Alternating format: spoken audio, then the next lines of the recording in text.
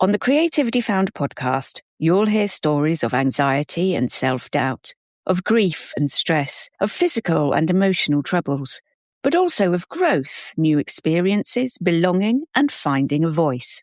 These experiences and more are also explored in Samantha E.J. Button's beautiful book of poems called Not Wholesome Content.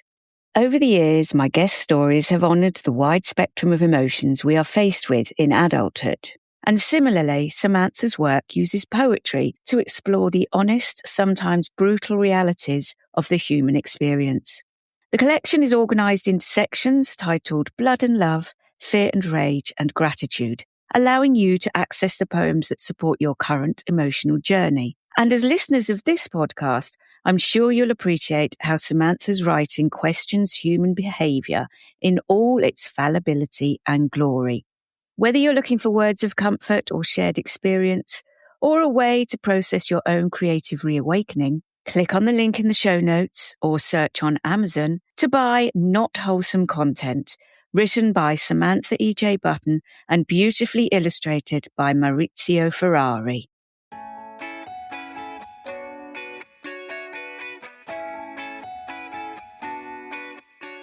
And I came out and they were just like, we need to talk to you about your 360. Basically, everybody thinks you're really, really terrible. And I was like, oh my God, what? I just was not a good leader. And I was absolutely hooked. I couldn't believe the change in what was going on in my head when I picked up a pencil and started moving it on the page. You know, all of this worry swirling around, all of this, what's going to happen, my marriage, blah, blah, blah, all just went shoo. So it was definitely a leap of faith, but it was like, I can do this. It wasn't even I think I can do this. It was, this is what I want to do. Hi, I'm Claire. For this podcast, I chat with people who have found or refound their creativity as adults. We'll explore their childhood experiences of the arts, discuss how they came to the artistic practices they now love, and consider the barriers they may have experienced between the two. We'll also explore what it is that people value and gain from their newfound artistic pursuits, and how their creative lives enrich their practical, everyday lives. This time, I'm chatting with Bonny Snowdon. Hello, Bonny. How are you? I'm really well, thank you. Thank you so much for having me. Oh, you're very welcome. Start by telling me what your current creative outlet is, please. It's colour pencils. It's been colour pencils for the last 10 years. It's my 10-year anniversary this year. It's my obsession, which strangely has not disappeared. Like all my other obsessions have. It stayed with me and I absolutely love it. And I'm finding some sort of newfound creativity in imagination work rather than just working from photographs, bringing in a little bit of abstract, that kind of thing. So still very much my realism with colour pencils, but yeah, just kind of getting a little bit even more creative, if you like. Yeah, brilliant. So it's still evolving. It really, really is. And I think it's because of all of the personal development stuff that I've been doing as well. I think that's almost like unlocked a bit of a door inside me. And now I feel sort of, I wasn't feeling courageous or brave before. But, you know, sometimes it's very much a comfort zone. This is my comfort zone. Oh, I'm not doing anything else. I'm not picking a paintbrush up. I'm not doing this. And now I'm like, I can do whatever I want. Brilliant. But the colour pencils are still sort of like the basis of it. And that's quite exciting. It is. I am excited to learn more. Let's have a troll through your whole experience as a youngster. Did creative activities play a role in your life? Were they encouraged? Were they positively in your life at school or at home? Yeah, definitely. My grandparents were very creative. And my dad was really creative in his own way. He used to make model ships and airplanes and things from kits and things from matchsticks. So I grew up in a family where there were 6 children. In the 70s, we had freedom, not like now. There were no telephones, there was no nothing. We just used to all go off and have adventures and it was amazing. I mean, you know, luckily I lived in a beautiful part of the UK in North Yorkshire. I went into school loving art. Art was always my favourite subject. It was just something that I loved to do, particularly horses. My love was horses. I wanted to be a horse when I was 5. So all I wanted to be. Just used to spend my time galloping around the garden on my hands and knees. All my trousers had holes in or green knees. And I used to make noises like horses. I thought I was an amazing child. I must have come across as very strange. But I loved horses. So that's pretty much what I drew the majority of the time, even at sort of secondary school, at sort of like 11, 12, horses. Speaking of school and secondary school and studies, did you have plans for further education other than being a horse when you grew up? Was there something else you wanted to be when you grew up? Yes, absolutely. I really wanted to go into the arts. I was not academic. I was not interested at all in working at school. If I put my mind to it, I could do really well, but I was just not interested at all. And I ended up leaving at 15 and going on to a local college, because at 15 you can't go on and do a degree, you can't go on and do a foundations course, anything like that. So, we decided rather than stay on and do A-levels, which I couldn't think of anything worse, quite frankly, we decided let's go and do a BTEC, National Diploma, General Art and Design, get a feel for all of the different bits and pieces, and then go on and do a foundation degree or a degree in fine art afterwards. So that's what I did. Went to college, absolutely hated it. I hated it. If I was to go back now at 55 and do a BTEC National Diploma in Art and Design, I'd flipping love it.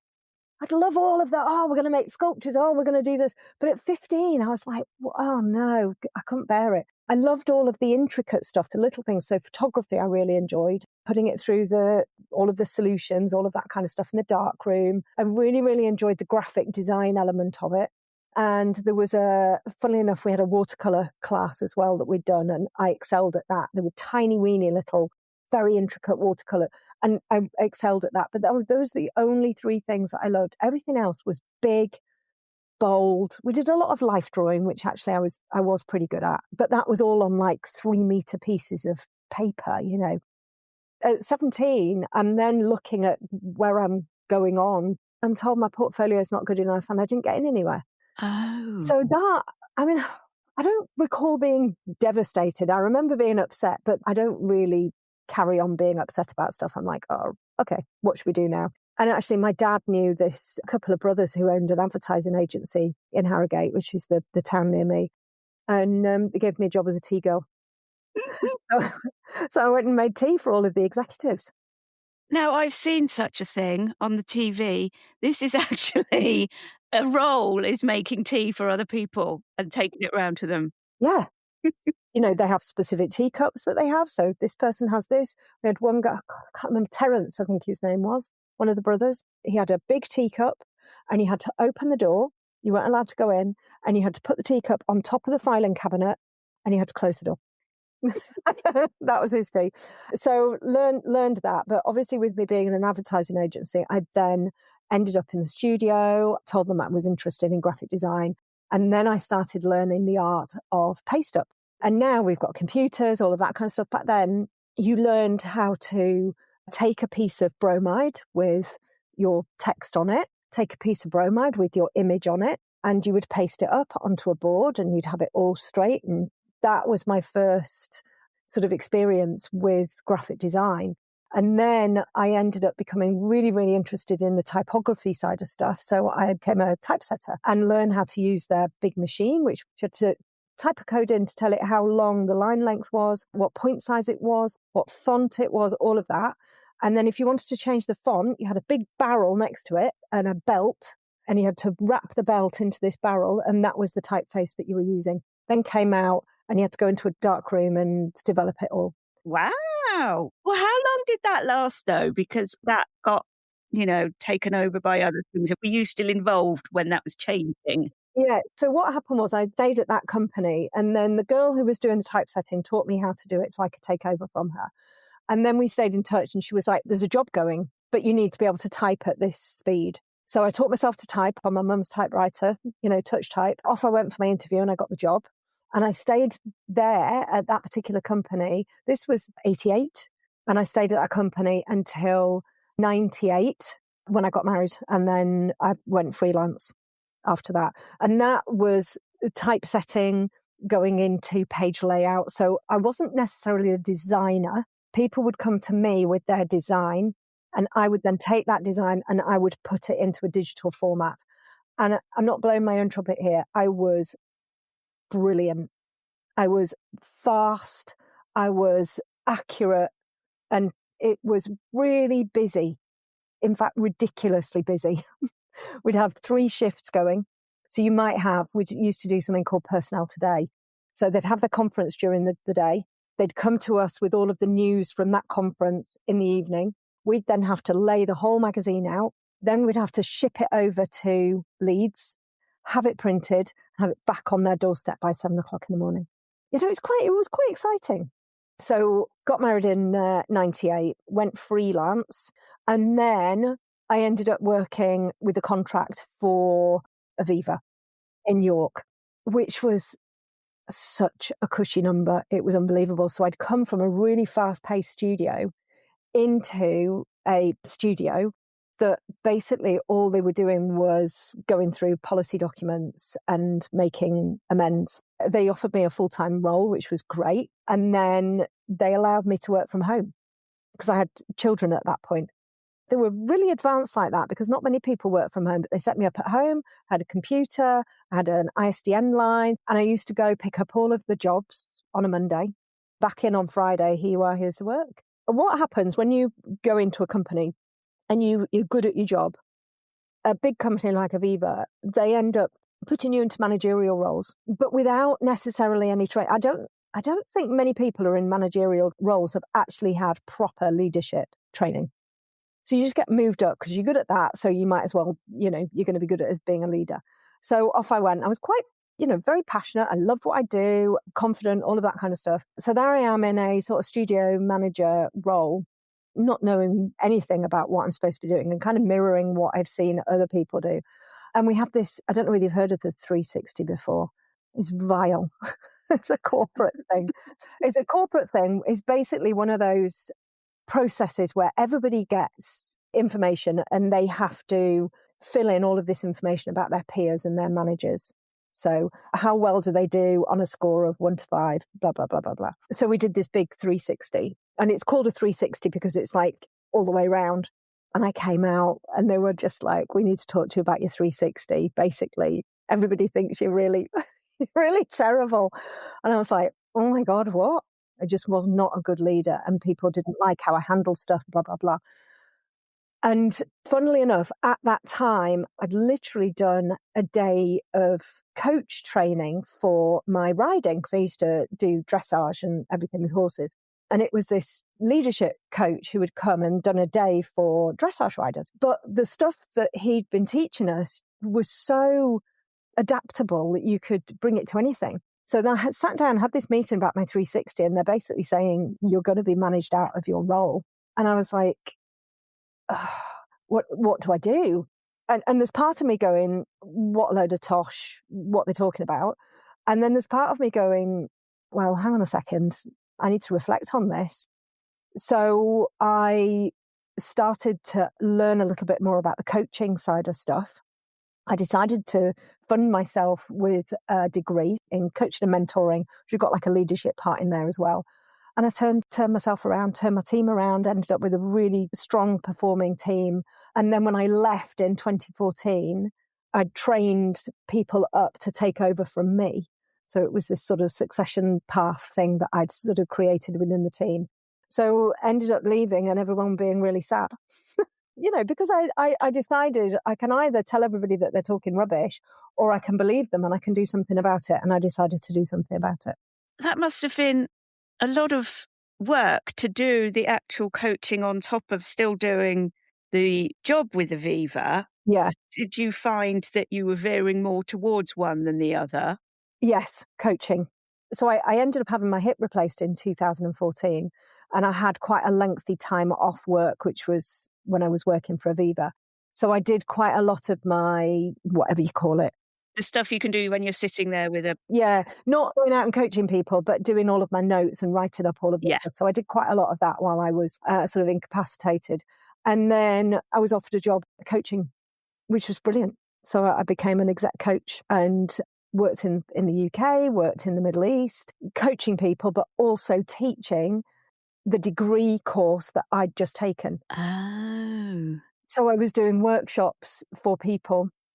And it was really fun because there's a curriculum. You obviously have to teach certain things, but you can bring your own spin in. You know, if you're going to teach any of the models, you can teach it in your way. You can teach it with your experience. So you don't have to teach somebody else's words. And I really liked that. So I could bring myself into the teaching, which was lovely. And where I got my joy of teaching. There are different types of coaching, and you mentioned exec. Yeah, so coaching is trying to kind of coax stuff out of people, but not answering their questions for them or not trying to put something into their head. And a lot of people think that that's what coaching is. You know, well, I know what you need. What you should do is, well, that's not coaching. That's more of the mentorship. So a mentor is where somebody's already been down that route and they can go, well, do you know what? I've done that. Let me show you what I did and I'll help you. Okay. Whereas with coaching, it's more about the questions. You know, you're asking people questions. They're coming up with their own answers and responses. And a lot of the time, I don't know whether you find this, but I will quite often, if I'm doing a long journey, I will sit in the car and I'll speak into my sort of dictaphone thing. And I'll be like, okay, so we're doing this and we're doing this. And quite often I will talk myself round a problem that I've had. And that's basically what a coach does, is facilitate these amazing conversations that somebody ultimately can have with themselves. They go out of the door having spoken for an hour and the coach has just been sat there asking the odd question and they go, brilliant, thank you so much for all of that advice. You're like, well, I didn't do anything, you did it all. This is very full story so far, and we haven't got to... We haven't got to the point. So let's get to the drawing. Why, when, how did this come in? So 2015 and 2016 were quite stressful. So obviously I was away from home quite a lot. So I've got 3 children. My marriage was not particularly happy. And that was down to my husband, his father died. I think it might have been 2009. And he was very susceptible to sort of depression. He just hit the lowest of lows and went from somebody who was wonderful, you know, who had his moments, but, you know, to somebody who wasn't very nice at all and not very kind. And it was really difficult, you know, sort of quite emotionally abusive, mentally abusive, that kind of thing. So there was that kind of pull, you know, I liked being away from home because I wasn't having the abuse, but I also wanted to be at home because, of course, my children were there and I wanted to look after them. So it was quite stressful. And we've been doing quite a lot about mindfulness in the coaching sort of arena. And that's when I kind of found this thing called mindfulness colouring and how it can actually take you away and empty your head and all of that kind of stuff. I was like, well, do you know what? Let's give that a try. And it was coming up to Christmas 2015. And my daughter had said, you know, what do you want for Christmas? And I was like, do you know what? I would really like a colouring book and some pencils. So Christmas morning, I opened my present from her and it's this colouring book and it's these 12 W.H. Smith pencils. And I was absolutely hooked. I couldn't believe the change in what was going on in my head when I picked up a pencil and started moving it on the page. You know, all of this worry swirling around, all of this, what's going to happen, my marriage, blah, blah, blah, all just went, shoo. I could not get enough of it. So then I was literally colouring and colouring and colouring and colouring. And I was sharing it on my Facebook because I was like, look what I'm doing. And then people started asking me to draw their pets because I kind of leaned towards animals that I was colouring. And they're like, oh, you know, can you draw my dog? And I was like, well, I don't really draw, you know, I kind of colour. Oh, no, you're really good. You're really good. I've seen your work. And probably around end of Feb, beginning of March, started to draw animals. And again, was just obsessed. So then the colouring kind of took a backseat and the drawing became much more sort of prolific. And I just had people coming out of my ears asking for commissions. And at that point, I was completely self-taught.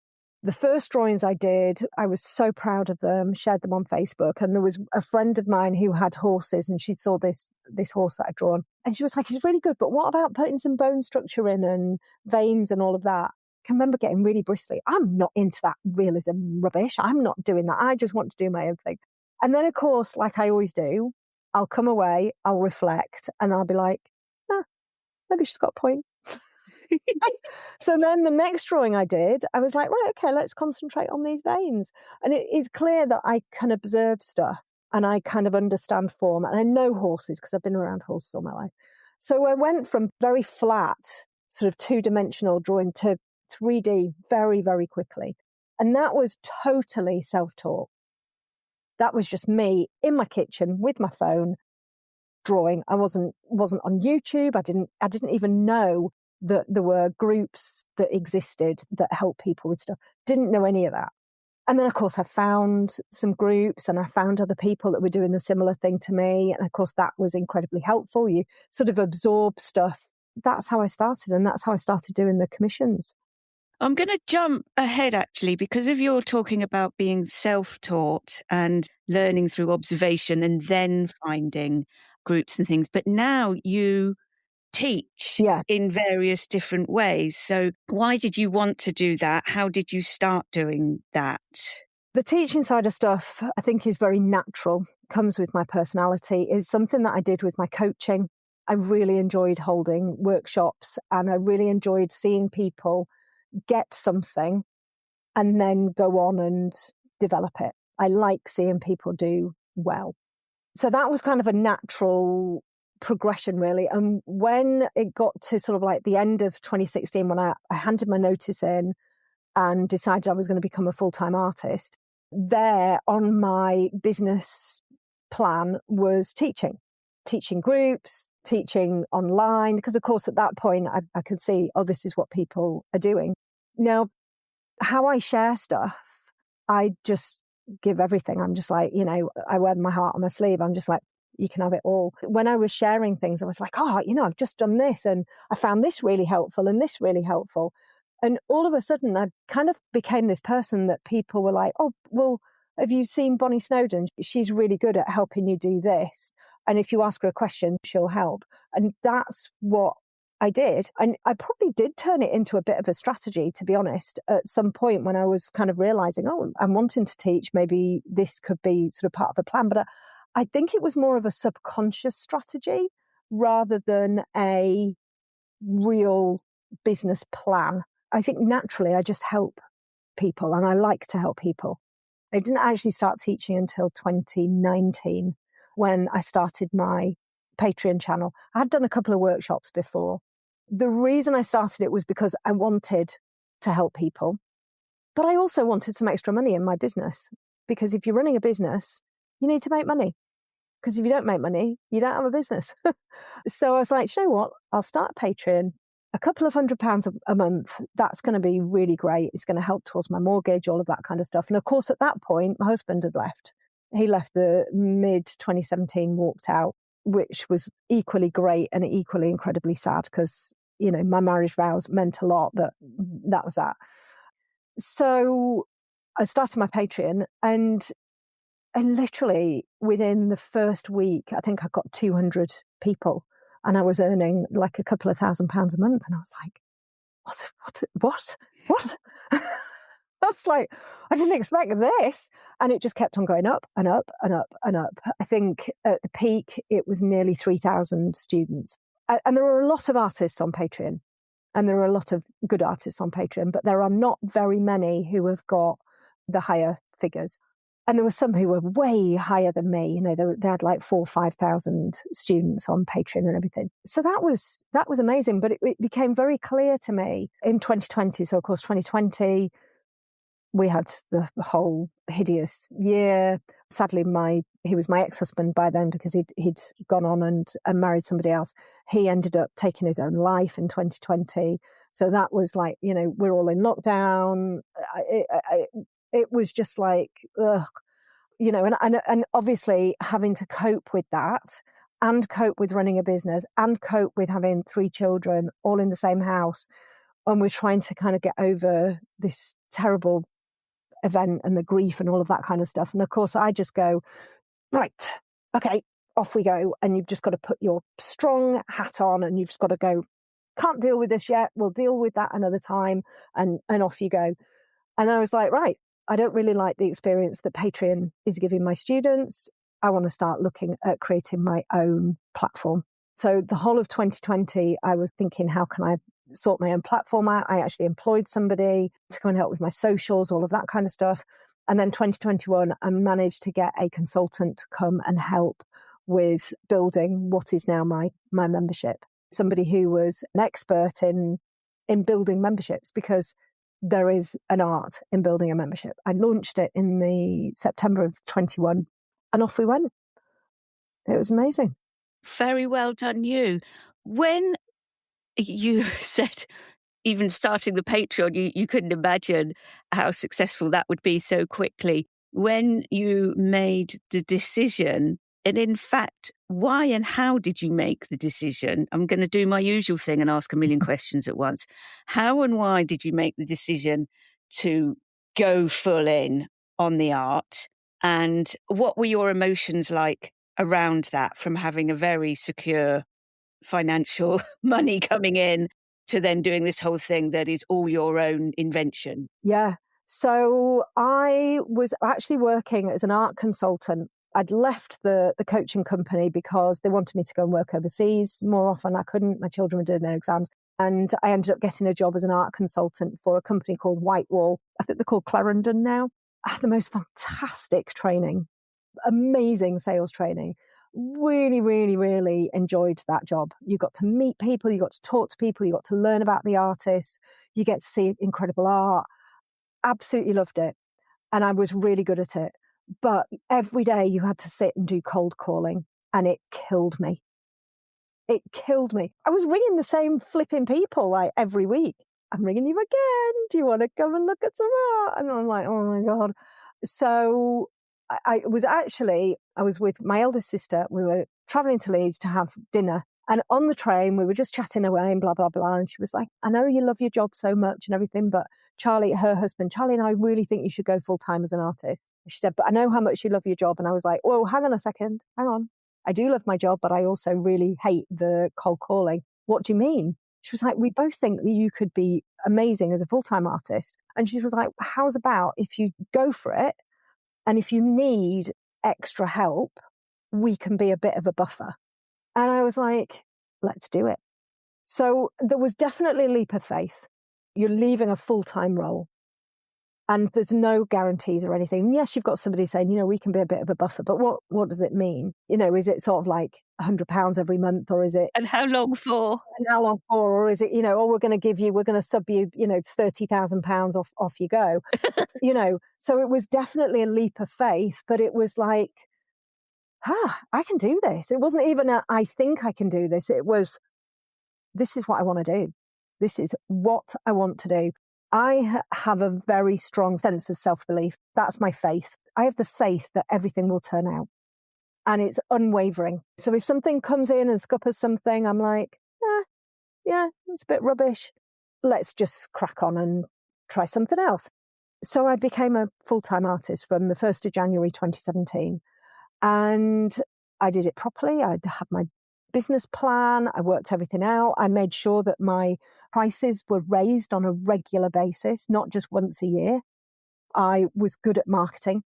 I kind of come from a business background, if you like, anyway. So, I did take a leap of faith. But then there was obviously that sort of, if you need help, it's there. And I did get a little bit of help that first year. But by the end of that first year, I could pay them back everything that they'd helped me with, which wasn't a huge amount. But it meant that 2018, I was all in on my own, doing my own thing. And that was just purely commission work, which was amazing. And then, of course, when Patreon arrived, that was when things really started to sort of look up business-wise, and my business started to become really, really successful, I want to go back to the feeling when you needed that feeling, when you did the colouring, and that first introduction into what is then the art and how that makes you feel. And you've got a very successful business. I know that, as well as the school and commissions, you do books as well. So there's a lot going on. Do you still have that place of well-being within your art? Can you still get that in this busy life? Absolutely. And that is with my own art. So I'm very specific about doing my own stuff. My other sort of outlet is journaling and writing. So I've been journaling for nearly a year, proper journaling, morning pages, reflections on an evening. And then, of course, I got into the rabbit hole of different journals for different bits and pieces.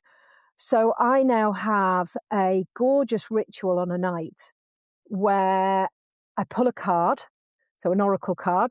I don't go into the book and look to see what the card's about. So last night it was the Spirit Bear and it was take time out.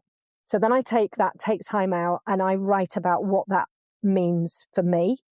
So I have a little page in my journal. And then on the next page, I have 3 questions that I answer every night. That went well. That was annoying. Tomorrow I will. And then I write those out on that page. And then I've got another little notebook in that journal at the back that's full of quotes that I just write. So I've got stickers in it. I've got bits of like pretty paper that I've stuck in it. And then I've got all of these little quotes that I put in there. That's one part of my nightly ritual. And then I have a bigger journal where I have a lunar diary. I'm learning loads and loads about moons. I've got another notebook that is literally just my download. I have a sketchbook, so I try and sketch every day. And then I also have a creative notes notebook. So if I've got anything, any ideas or anything, that goes in there. And they're all in one big fat journal. And I only write and sketch with ink in a fountain pen. And that together with my drawing is the most gorgeous creative outlet. Yeah. Yeah. Oh, brilliant. Well, I'm so pleased that you have that. It's so nice. And I've taken the sort of like a little sketchbook away. So if I go, I like going to places on my own as well. So if I go, I'll journal sat at a restaurant. If I go to the seaside or something like that, I'll sketch there. I don't care if the sketches are rubbish. It's just, what it's doing is it's capturing memories for me, and actually writing stuff captures memories far more than taking a photograph with my phone that I never see. I've also bought this little tiny printer, and it's got these tiny little cards you stick in it, and I can print anything off my phone onto these little sort of sticky prints, and then I can put them in my journal as well. Oh, that sounds absolutely brilliant. It's so nice. Yeah. And finally, do you have any words of advice or just encouragement for anyone who is looking for something creative to try and maybe not sure whether to, how to, that kind of thing? Yeah, I would say pick something and do it. Because the whole, do I do this? Do I do that? Do I do watercolour? Do I do pencil? You can procrastinate for years. And another 2 years down the line, and you're still going to be going, well, I was thinking about watercolour, but I'm not sure. You could have been doing watercolour for 2 years and you could be like really proficient now and feeling amazing. I would just say, pick something, because you can always stop and change if you don't like it. And I think this is another thing that people sort of like, oh gosh, it's like me with books. I feel really guilty if I don't finish them. Why? I don't know, because it's stupid. But if you don't like something, just stop doing it and try something else. But what I'd say is pick something, but don't go all out in buying all of the stuff. Buy a small amount of things, see how you get on. If you choose coloured pencils, try and draw something. Try and understand the sort of like the pillars of coloured pencil. Try and understand how the fundamentals work, rather than getting a sketch pad, some pencils and just drawing some squares to see what the colours are like. Because again, that's kind of procrastination. Learn a little bit about why we do this and why we do that. And you can find tons of stuff online, books and YouTube and groups and all of that kind of thing. And yeah, just kind of learn a little bit about it and just do it. And don't worry if it's rubbish, because the likelihood is it will be rubbish to begin with, like really rubbish. But that's okay, because you're just learning. Perfect. Thank you so much, Bonny. How can we connect with everything that you do?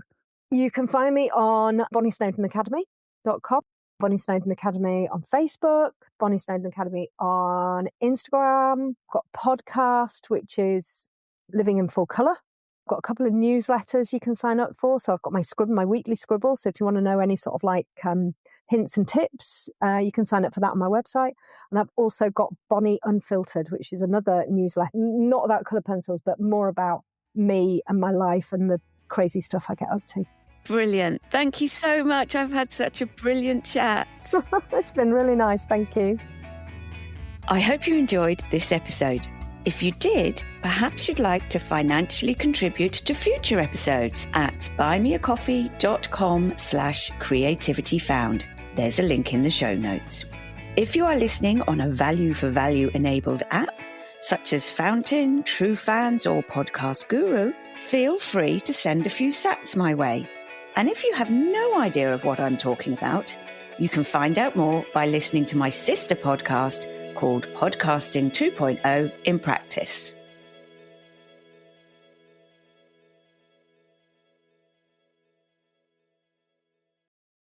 If you'd like to help me out with some financial support for Creativity Found, you can make a one-off payment or start a subscription from as little as £1 or $1 by visiting buymeacoffee.com/creativityfound. There is, of course, a link in the show notes.